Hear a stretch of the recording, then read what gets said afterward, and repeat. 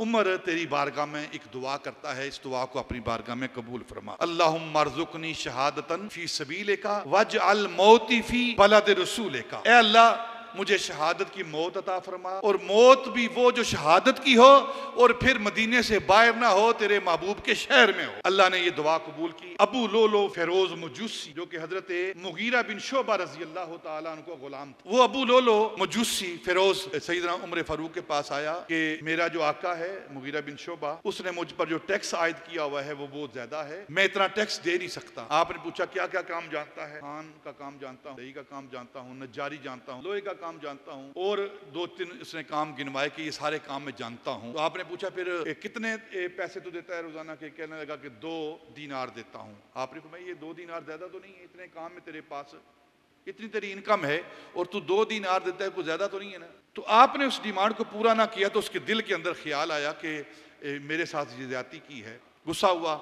तो सैयदना उमर फारूक ने कहा कि तू इतने काम जानता है, तू एक पंचक्की बना के दे मुझे जो हवा के साथ चले, ताकि आटा पीसा जाए, चक्की वो चले, लोग उससे फायदा हासिल करें, मदीना के लोग उससे फायदा हासिल करें। उसने कहा कि ऐसी पंचक्की बना के दूंगा कि सारी दुनिया देखेगी, और वो चल दिया। जब वो चला गया ना, तो सैयदना उमर फारूक ने, जो आप साथी बैठे हुए थे, सहाबा बैठे हुए थे, उनसे फरमाया कि इसने मुझे मौत की धमकी दी। और फिर हुआ क्या, 25 ज़िलहज को या 26 ज़िलहज को आप फजर की नमाज पढ़ाने के लिए मस्जिद नबी के अंदर तशरीफ ले गए। फजर की नमाज के लिए खड़े हुए, तकबीर उला कही गई, और जब आपने हाथ बांधे पहली रकत के लिए, तो ये अबू लोलो फेरोज मजूसी ये पहली सफ के अंदर आपके पीछे खड़ा था, और हाथ में 2 धारी खंजर लेकर उसने एक ही वक्त में इतनी तेजी के साथ 6 आप पर वार किए, और खून के फुहारे आपके जिस्म से निकले, नीचे गिरने लगे। तो नीचे गिरते गिरते आपने हजरत अब्दुर्रहमान बिन औफ रजी अल्लाह तआला अन्हु का हाथ पकड़ा और मुसल्ला इमामत पर खड़ा किया, ताकि नमाज को मुकम्मल किया जाए। कितनी अहमियत है नमाज। और सैयदना